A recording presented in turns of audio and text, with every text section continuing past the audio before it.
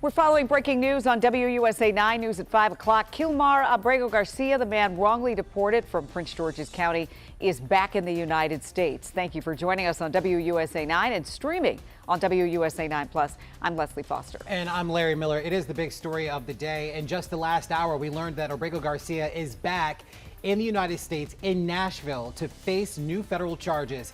This is a bit of a complicated story that we've been working on for months now, and we've got team coverage to handle every detail. Let's start with investigative reporter Jordan Fischer. Jordan, within just the past half hour, you've gotten your hands on some brand new documents. I heard you in the newsroom talking some people through it, but tell us all about what you've learned.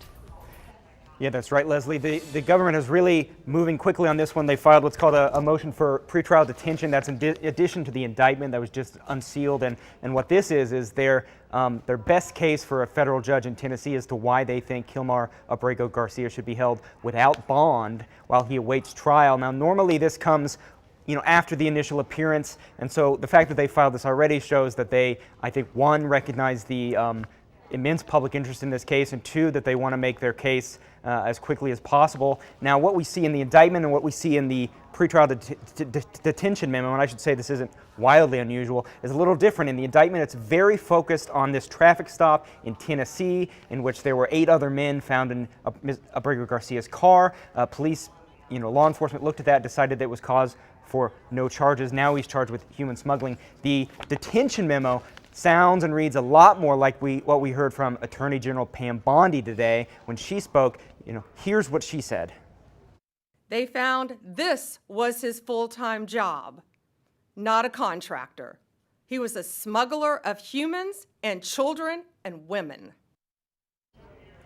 Right, so again, here, this is the indictment. This is the actual charges that they brought to a federal grand jury that they think they can prove. And here's the detention memo right over here. The detention memo is all this extra stuff that we heard from the Attorney General. For example, that he was involved, allegedly, she says, in a murder in El Salvador involving the mother of an 18th Street gang member. They say that's why he was afraid to go back. That this all goes back to this immigration hearing, this retainer against him being deported.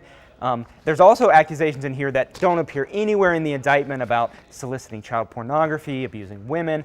We're going to have to hear a lot more about that, and I'm sure a judge is going to want to hear a lot more about that when he does appear for that detention hearing. That'll likely be sometime next week. Jordan, how is it that we've been talking about this for months, and this is the first time we've heard any of these details? Not one single solitary mention of anything you talked about in the detention memo and what the Attorney General said. This is all news to everybody, apparently. Absolutely, Leslie. If the Justice Department had any inclination that Abrego Garcia was involved in a murder months ago, we would have heard about it. The indictment makes it clear that this information comes from 2 to 6, it's a little vague, unnamed co-conspirators. These are alleged to be other Salvadoran nationals. One is allegedly a Guatemalan national. The suggestion is that there are also MS-13 members, but again, very unclear.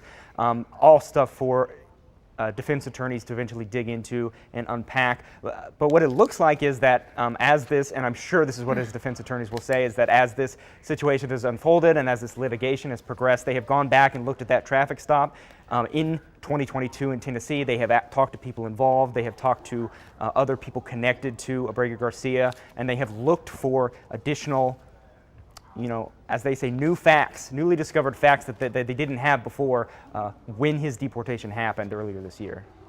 Again, all of this centering around the fact that, at least according to the courts, that Mr. Abrego Garcia had a constitutional right to due process. Certainly this litigation will allow for him to have that, and both sides will be able to make their cases in court. Yeah, Jordan, we'll be talking to you for sure, and thank you for that information. And of course, within the last half hour, we've also gotten a statement